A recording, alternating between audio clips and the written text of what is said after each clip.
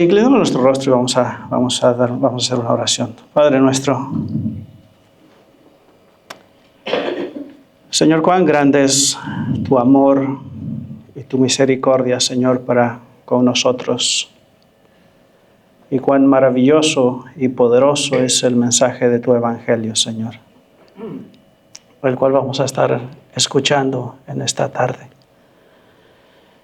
Pedimos, Señor, por la guianza de tu Espíritu Santo, pedimos, Señor, que tu nombre sea exaltado, que tu palabra sea predicada, Señor, porque es ahí en donde está el poder para salvar a los pecadores, y es también en el mensaje de tu evangelio en donde está el poder para fortalecer la fe de tu iglesia. Bendice, Señor, este tiempo y líbranos, Señor, de todo error. Perdona también nuestras faltas, Señor, y permite que este tiempo que vamos a estar en tu presencia, que sea un tiempo agradable en tu presencia, que sea un tiempo bendecido para tu iglesia, y que tú seas exaltado y que tú recibas toda la gloria y toda la honra. En tus manos nos encomendamos. Amén. Amén. Les voy a pedir que, perdón, sí, me quitas poquito de estos, poquito monitores. Me oigo muy fuerte y al rato que empiece a gritar no me voy a soportar.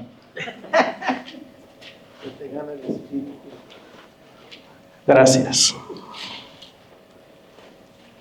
Les voy a pedir que abran su Biblia en Filipenses capítulo 3. No es el versículo que vamos a estudiar, nada más lo voy a citar precisamente por lo mismo que dijo el pastor cuando él comenzó. Filipenses capítulo 3, versículo 1 dice: por lo demás, hermanos, gozaos en el Señor. A mí no me es molesto escribiros las mismas cosas, y para vuestra seguridad.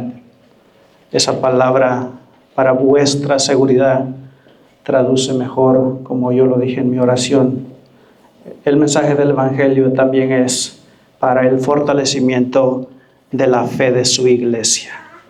Y esas palabras son las que Pablo se refiere ahí cuando él dice: a mí no me es molesto predicarles repetidamente el evangelio. Se está refiriendo obviamente al evangelio.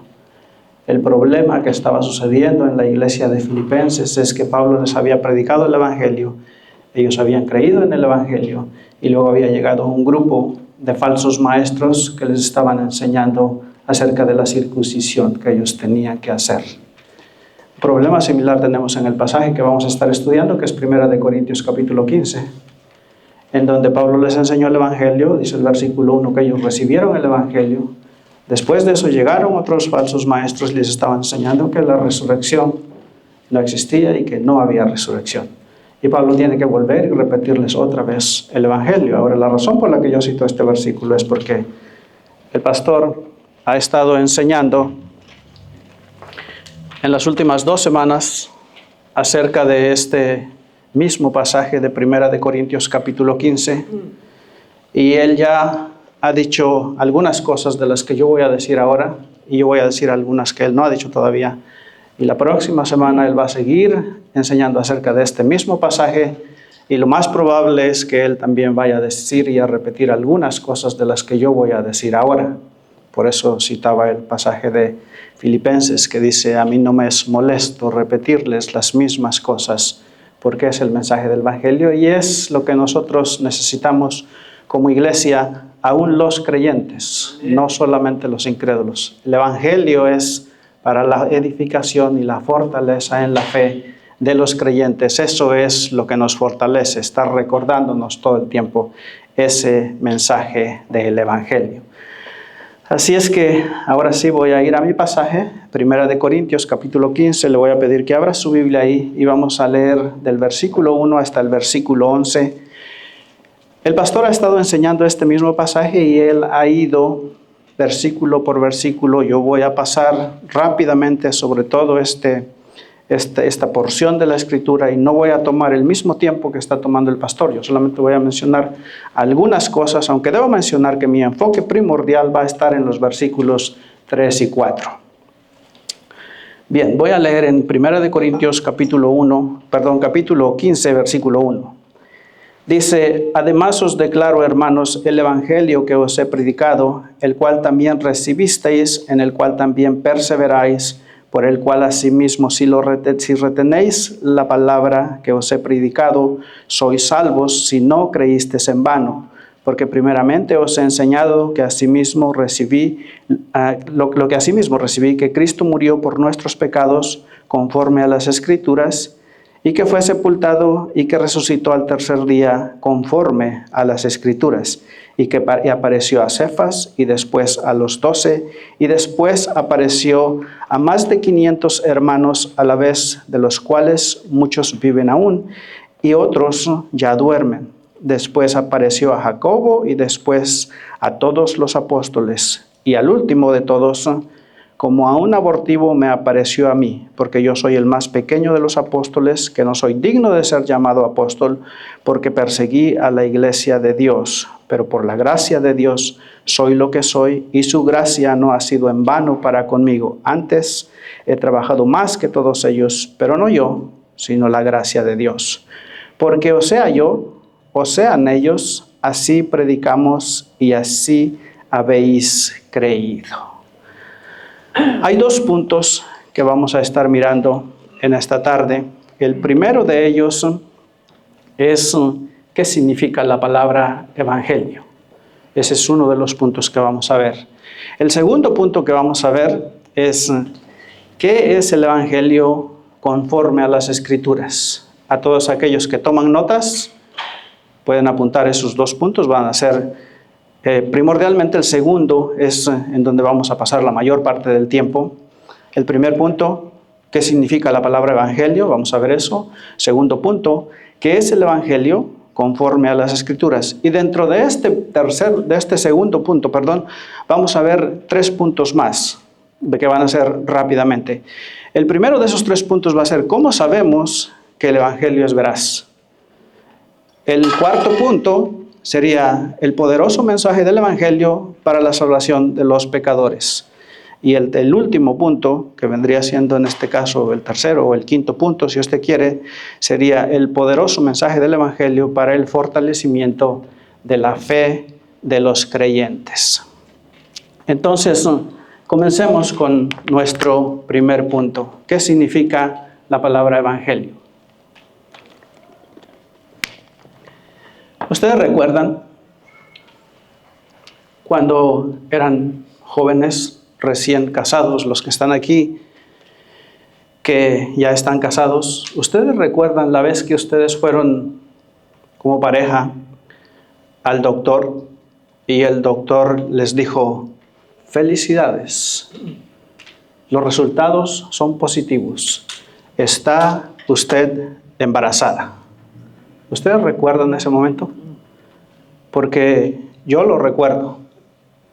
Yo recuerdo cuando Lucy y yo fuimos a esa clínica y nos dijeron: felicidades, está usted embarazada. Bueno, los que están aquí y son ya mayores y ya pasaron por esa experiencia, recuerdan ese momento, recuerdan el momento en que ustedes recibieron esa noticia. Los que están aquí, que son todavía jóvenes y que no han recibido esa noticia, pero que la van a recibir, recuerden esto: después de que ustedes reciban esa noticia, su vida jamás volverá a ser igual. A partir de ese momento, la vida de ustedes va a cambiar en una manera significativa. Ahora bien,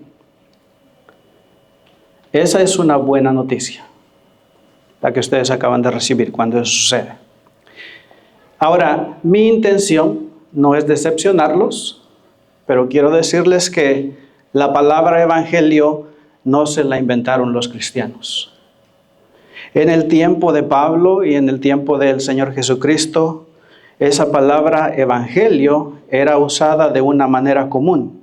Y era una palabra que se usaba en contextos que no tenían nada que ver con algo religioso, ya que la palabra que yo les acabo de mencionar significa eso, una buena noticia. Se trata de una palabra griega compuesta de dos palabras. Primero con el sufijo eu, que significa bueno o gozoso, y luego la palabra angelo, que significa anuncio. Un buen anuncio, una buena noticia. Entonces, angelo o el evangelio significa una buena noticia. Pero no se trata de un anuncio común y corriente, sino del anuncio de ese tipo de eventos que producen un cambio importante en la vida de las personas que lo reciben. Se trata de un anuncio de algo extraordinario que ha sucedido en tu vida o en la vida de un grupo de personas. Por ejemplo, cuando Grecia derrotó al ejército persa en el año 490 a.C. en la batalla de Maratón, el general Milcíades decidió enviar al soldado más veloz de su regimiento, el corredor Filípides, para que comunicara esa buena noticia del evangelio a los atenienses. Y cuenta la leyenda, que seguramente la mayoría de ustedes ya la saben, que Filípides recorrió a toda velocidad los 42 kilómetros que separaban los campos de Atenas y la ciudad de Grecia, y apenas alcanzó a llegar a Grecia, dijo: hemos vencido a los persas, y ahí mismo cayó muerto. Es precisamente en honor a esa proeza que se realiza hasta el día de hoy el llamado maratón, que no es otra cosa que un recorrido de 142.95 kilómetros, la distancia que supuestamente Eurípides corrió en aquel día. Eurípides corrió exactamente 42 kilómetros. Los 195 metros se añadieron en Londres en el año de 1908, solo para que el final del maratón coincidiera con el palco en donde se encontraba sentada la reina. Y desde esa época hasta el día de hoy, los maratones que se recorren ahora son de 42 kilómetros, 100.95 metros. Ahora, imagínense ustedes la buena noticia que los atenienses recibieron, que a partir de ese momento podían disfrutar de paz, podían disfrutar de seguridad y ya no tenían que preocuparse por el imperio enemigo que estaba a punto de conquistarlos o de destruirlos. Y todo eso fue no gracias a las personas que estaban en Atenas, sino gracias a los soldados que pelearon y que murieron en el campo en esa famosa batalla de Maratón. De manera que el evangelio es el anuncio de algo extraordinario, algo trascendente, algo que sucede a favor de una o de un grupo de personas que cambiará la vida de todos aquellos que lo reciben de una manera significante. Y eso nos muestra de entrada la grande y enorme diferencia que hay entre el cristianismo y entre cualquier otra religión o cualquier otra filosofía en el mundo.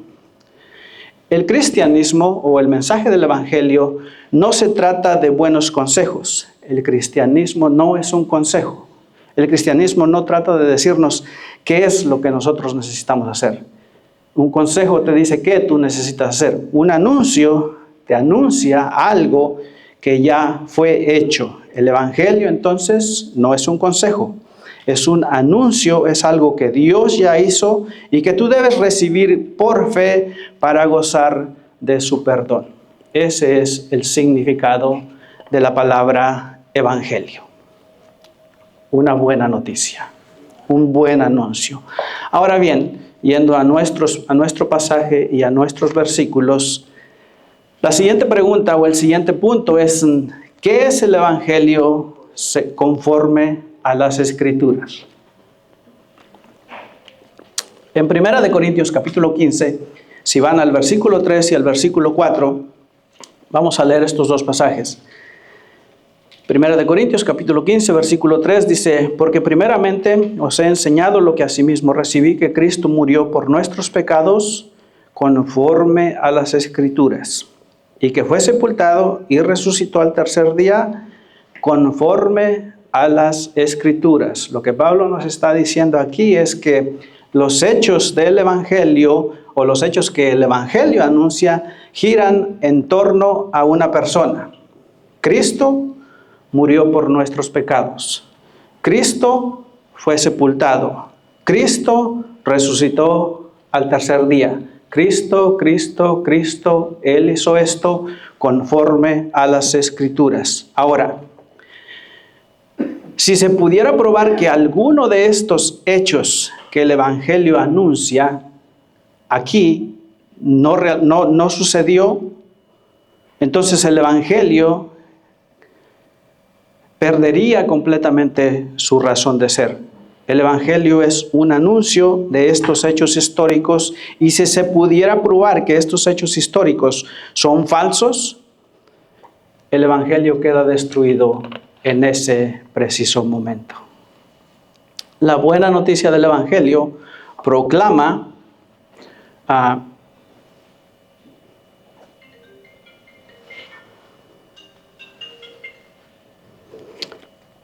entonces, la noticia que el Evangelio proclama depende completamente de los hechos históricos realizados con la persona o por la persona y la obra de nuestro Señor y gran Dios Jesucristo. De hecho, Pablo escribió 1 Corintios capítulo 15 precisamente porque algunos de los corintios, como dije en el principio, estaban escuchando falsos maestros que estaban negando la resurrección. ¿Y qué les dice Pablo en los versículos 13 y 14 de ese mismo capítulo 15?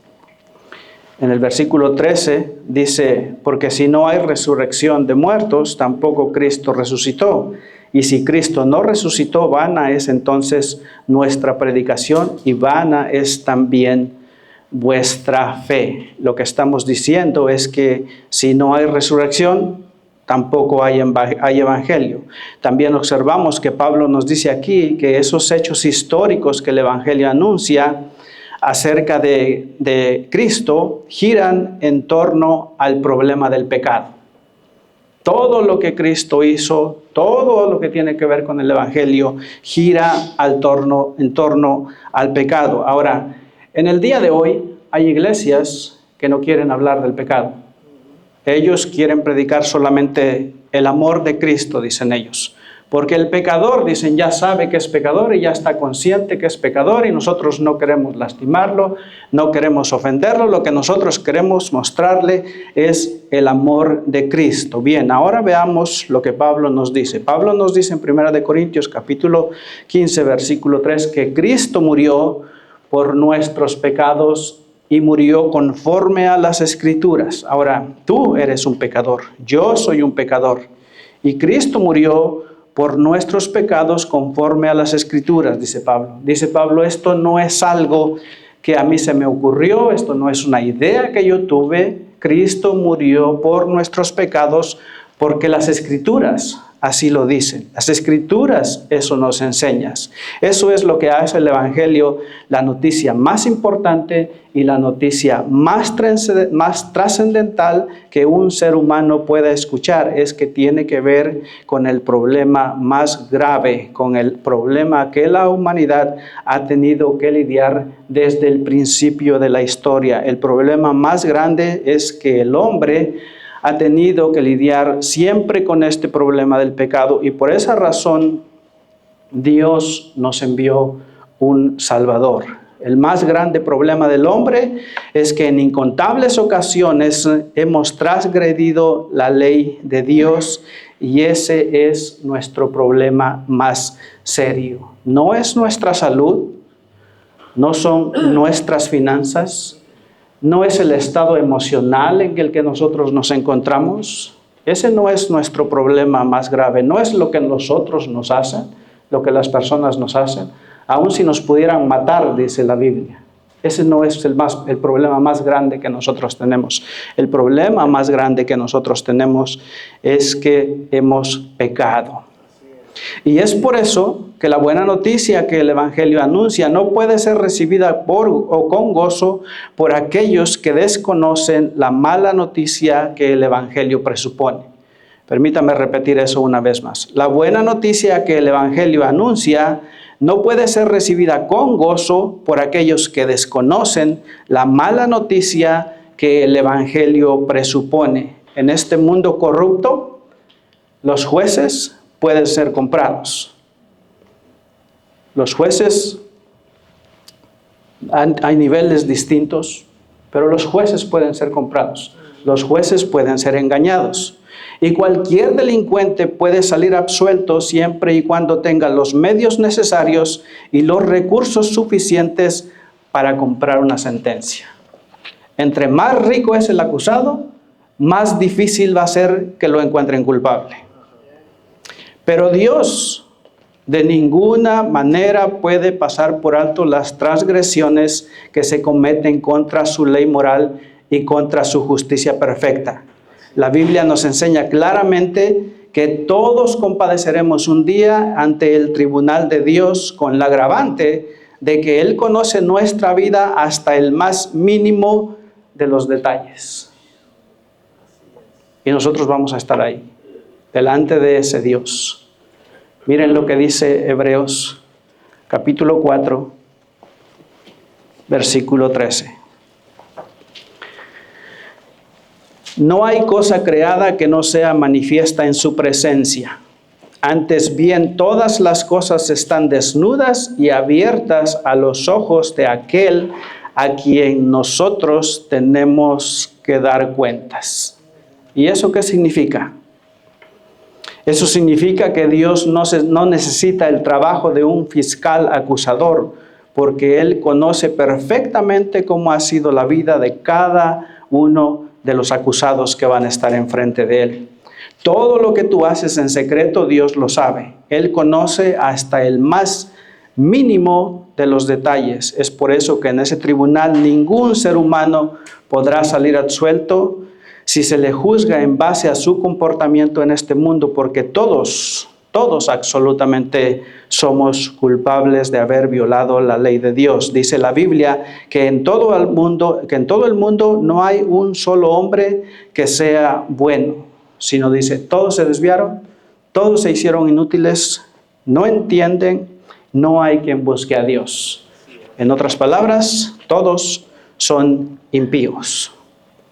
No hay un solo hombre que no haya violado la ley de Dios. En el tribunal de tu propia conciencia, tú sabes que tú has pecado. Aunque los demás piensen que no lo has hecho. Pero en tu propia conciencia tú sabes que tú eres un pecador. Pero es precisamente ahí donde entra en juego la buena noticia del Evangelio. Conforme a las Escrituras, dice Pablo, Cristo murió por nuestros pecados. Escuchen esto. Siendo el perfecto Hijo de Dios, la segunda persona de la Trinidad, Cristo se hizo hombre para vivir una vida de obediencia perfecta a la ley de Dios. Luego murió en una cruz en lugar de todos aquellos que violaron esa ley en incontables ocasiones, a los cuales Él vino a salvar. En palabras más sencillas, Cristo hizo con nosotros un cambio de expediente. Observen cómo lo dice Pablo en 2 Corintios, capítulo 5, versículo 21.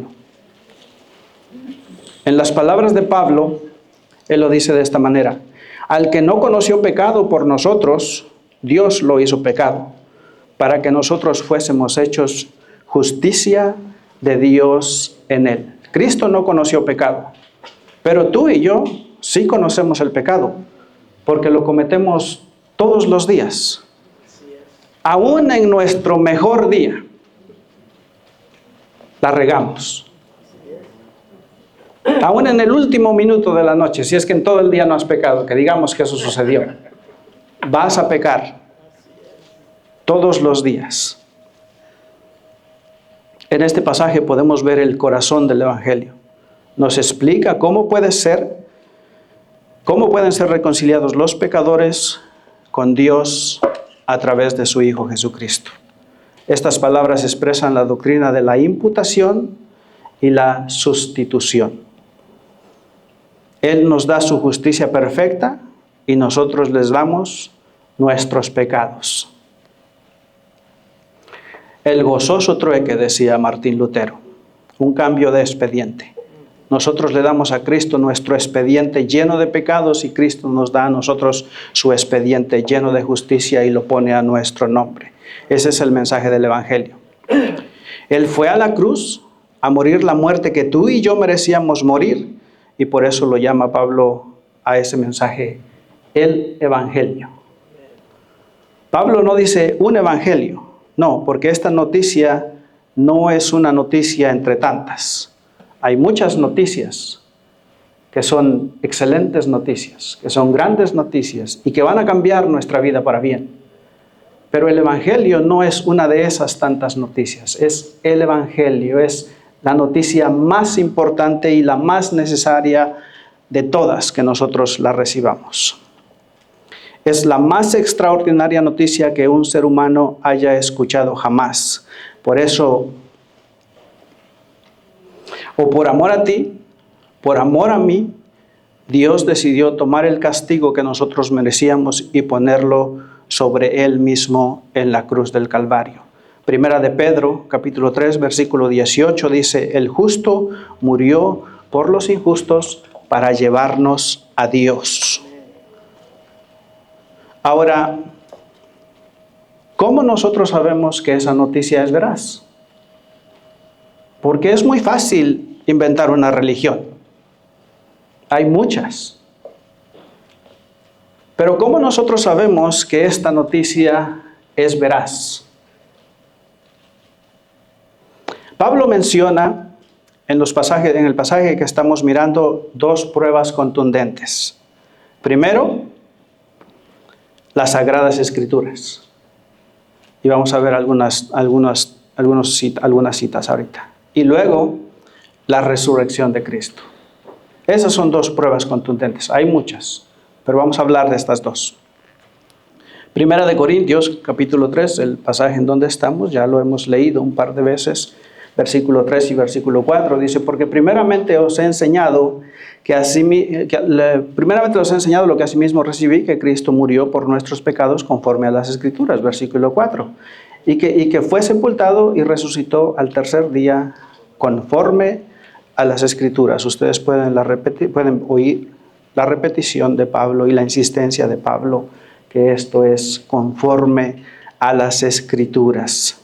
El cristianismo descansa en este libro que nosotros le llamamos la Biblia, que es en realidad un compendio de 66 libros escrito por 40 autores en un lapso de 1500 años. Y de principio a fin tiene exactamente el mismo mensaje y no hay una sola contradicción en él.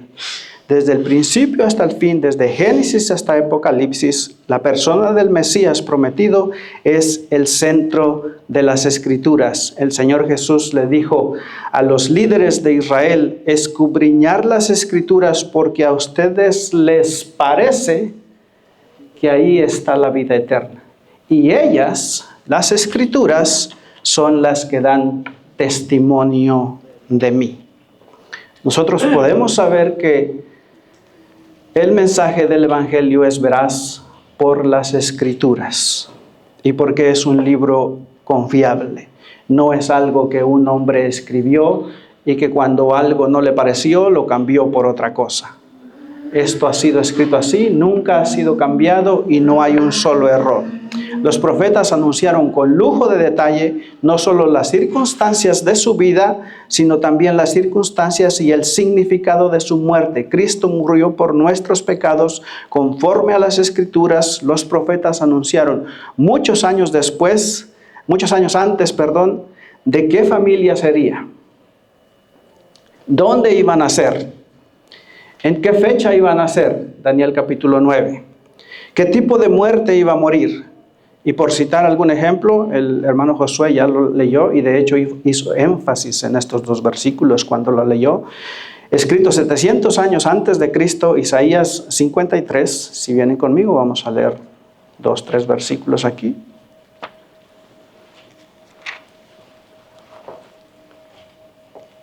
Isaías 53, versículos 4 y 6 dice lo siguiente. Dice, ciertamente llevó Él nuestras enfermedades y sufrió nuestros dolores, y nosotros le tuvimos por azotado, por herido de Dios y abatido, mas Él herido fue por nuestras rebeliones, molido por nuestros pecados y castigado de nuestra paz. El castigo de nuestra paz, fue sobre Él, y por su llaga fuimos nosotros sanados. Y versículo 6. Todos nosotros nos descarriamos como ovejas, cada cual se apartó por su camino, mas Jehová cargó en Él el pecado de todos nosotros. ¿Escucharon esa última frase? Todos nos descarriamos, todos, absolutamente todos.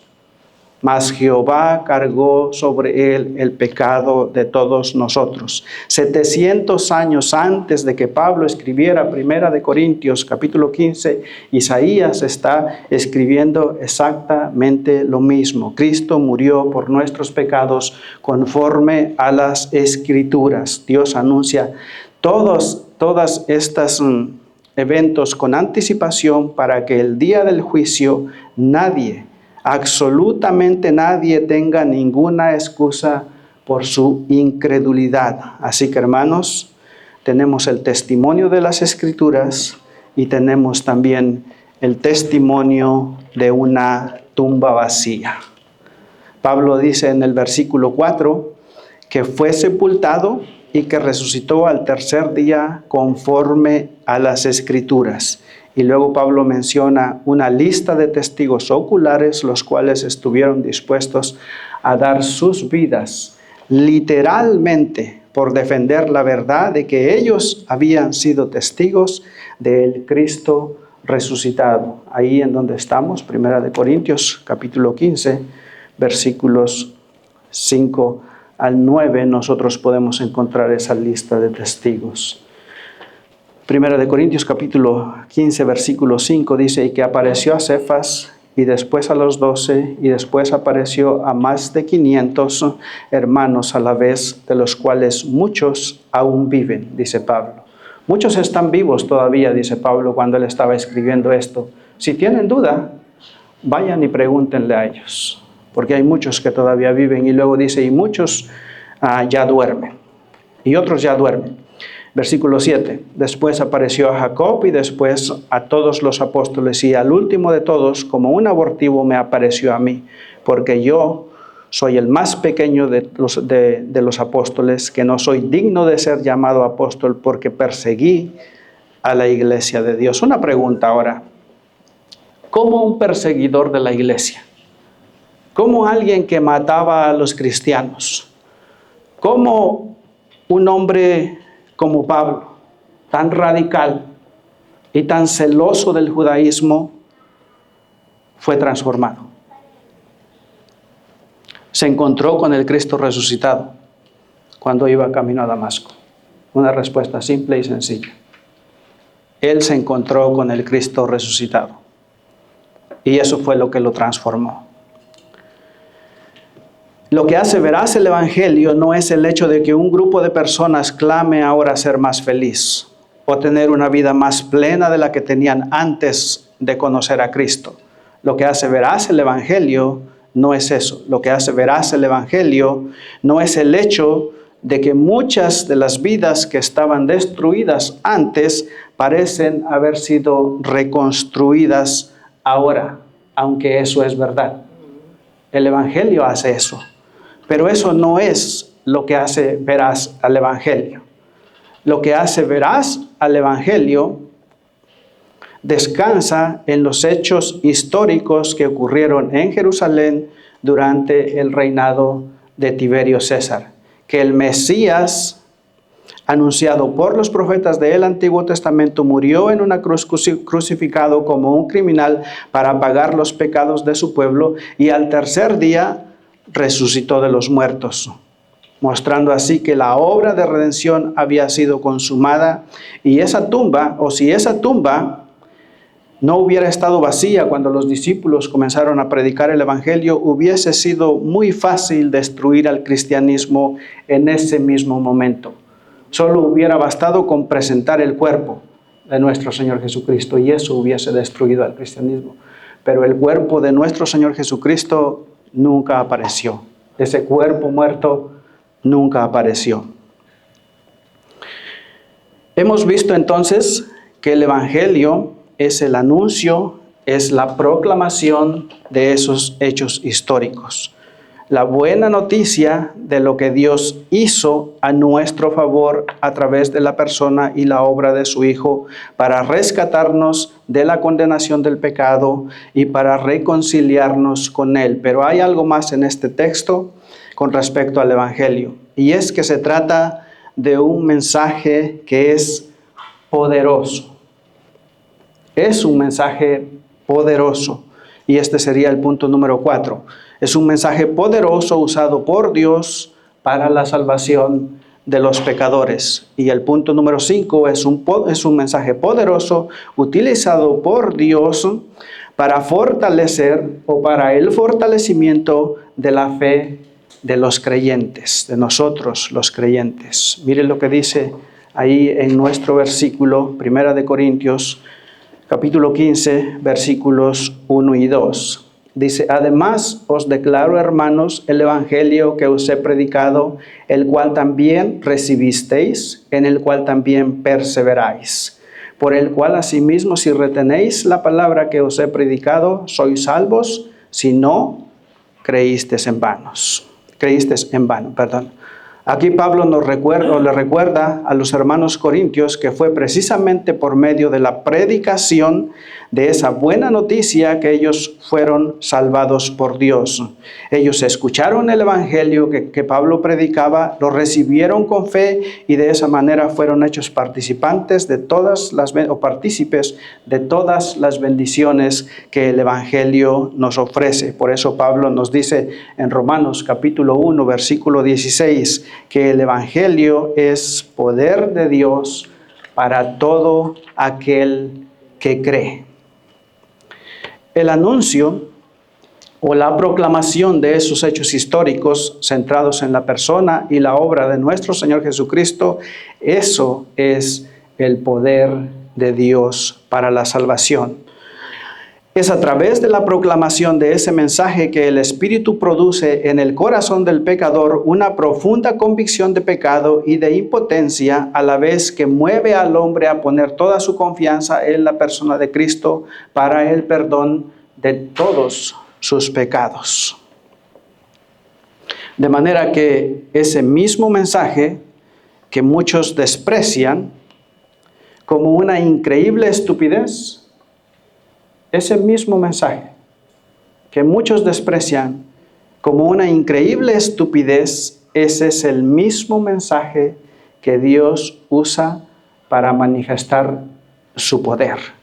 Esa es una paradoja. Que los que piensan, que lo que algunos piensan que es una estupidez, las Escrituras dicen que ese es el poder de Dios. Vayamos ahora a 1 de Corintios capítulo 1, unas páginas más atrás. Voy a leer el versículo 18 y luego voy a saltar del 22 y voy a leer hasta el 25.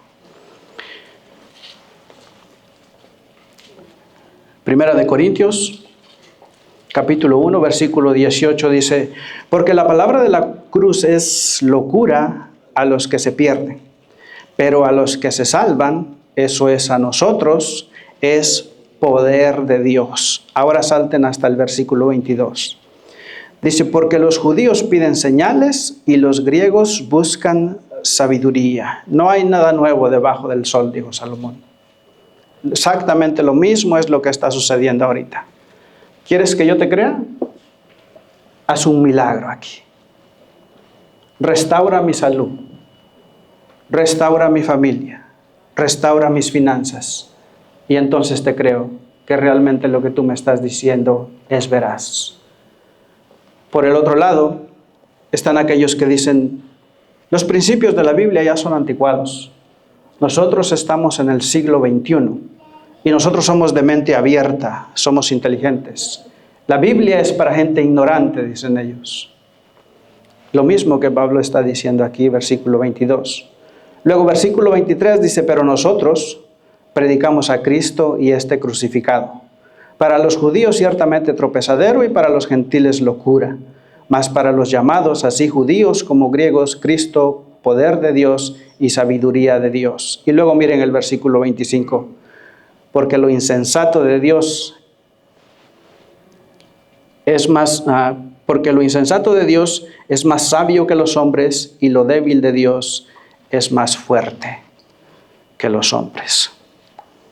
¿Saben ustedes que al hombre le gustaría, que al hombre le encantaría que el mensaje del Evangelio no fuese tan sencillo y que fuese más complicado para aumentar su ego y así poder decir, qué inteligente soy, porque lo entendí? ¿O le gustaría también que el mensaje del Evangelio fuese algo difícil de hacer, que no muchos lo pudieran hacer? Para que aquellos que lo pudieran hacer, entonces pudieran decir, soy especial yo, qué fuerte soy, o qué grande soy, o qué hábil soy yo porque lo pude hacer. Eso aumentaría el ego del hombre.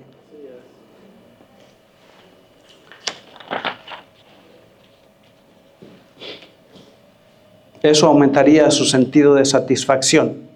Pero lo que Dios pide en el Evangelio es todo lo contrario.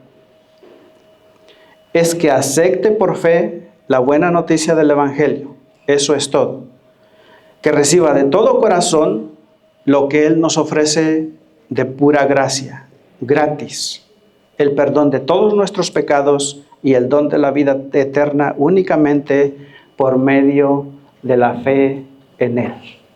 Únicamente porque nosotros creamos en Él. Ahora, hermanos, ¿saben qué es lo más irónico y lo más paradójico de todo esto? Es que es precisamente la buena noticia contenida en el Evangelio que es lo que lo hace tan detestable al hombre incrédulo. Se supone que las buenas noticias deberían de recibirse con gozo y con alegría. Pero el Evangelio es una excelente noticia, es la mejor de todas las noticias, y la mayoría de los hombres no la quieren recibir. Es paradójico eso.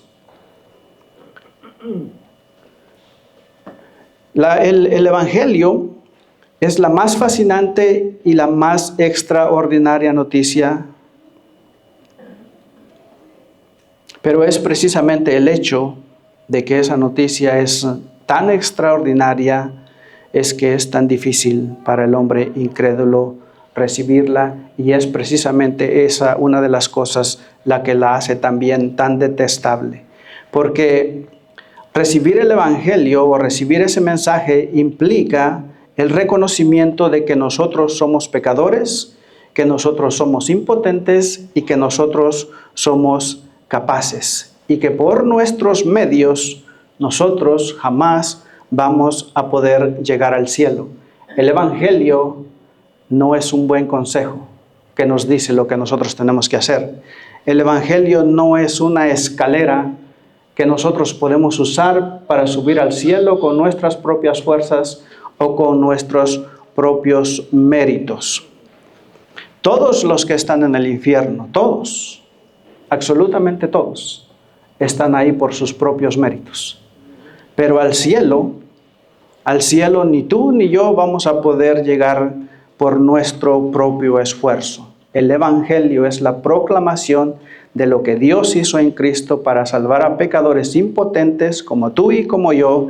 El hombre prefiere una religión de buenos consejos. El hombre prefiere que lo aconsejen y que le digan cómo es que él puede contactar a Dios para poder ganarse su favor. Eso prefiere el hombre. Prefiere que le digan, ve y haz esta manda y haz esto y haz aquello y así te vas a ganar el favor de Dios. Eso prefiere el hombre a recibir la noticia de que simple y sencillamente Dios ya lo hizo todo, tú no tienes que hacer nada, solo tienes que aceptar ese regalo por fe.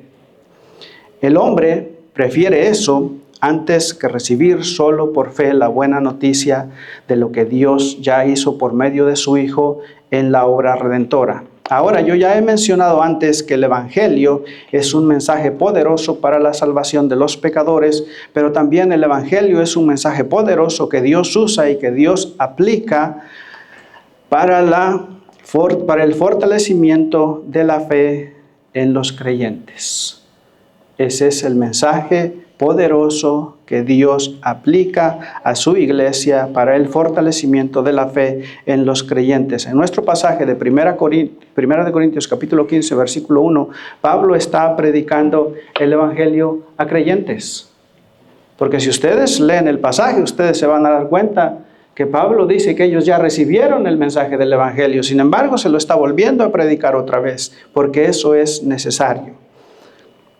Si hay algo que nosotros necesitamos, si hay algo que ustedes necesitan, dice Pablo, es tener bien claro en sus mentes y en sus corazones el mensaje del evangelio.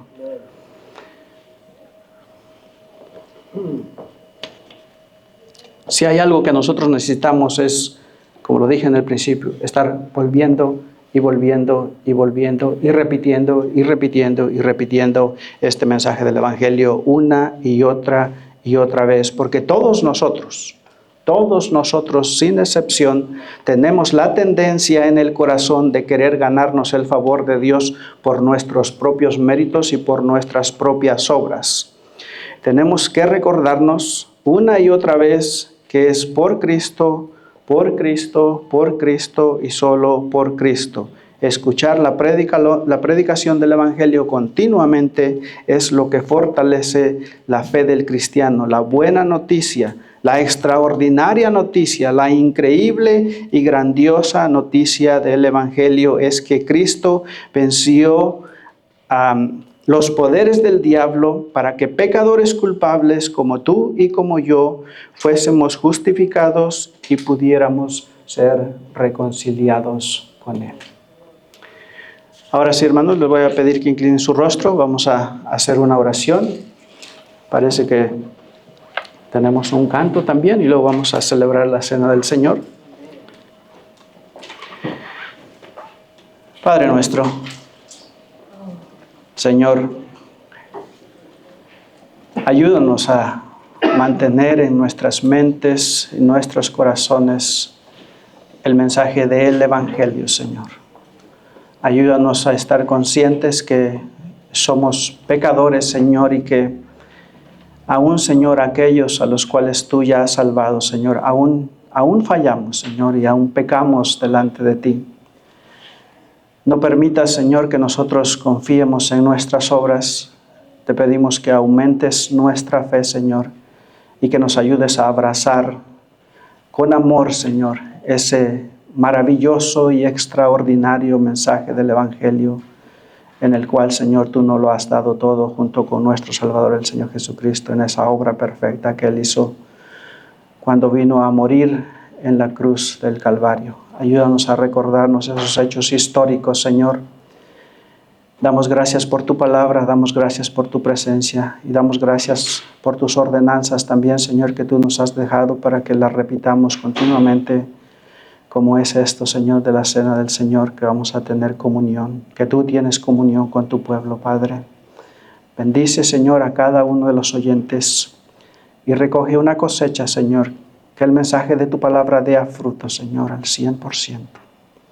Ahora, Señor, nos encomendamos una vez más en tus manos para acercarnos a tu mesa y pedimos, Señor, que en este tiempo que tú nos ayudes a reconocer, Señor, que somos pecadores y que necesitamos, Señor, de tu salvación, que necesitamos esa obra perfecta, que necesitamos ese regalo, Señor.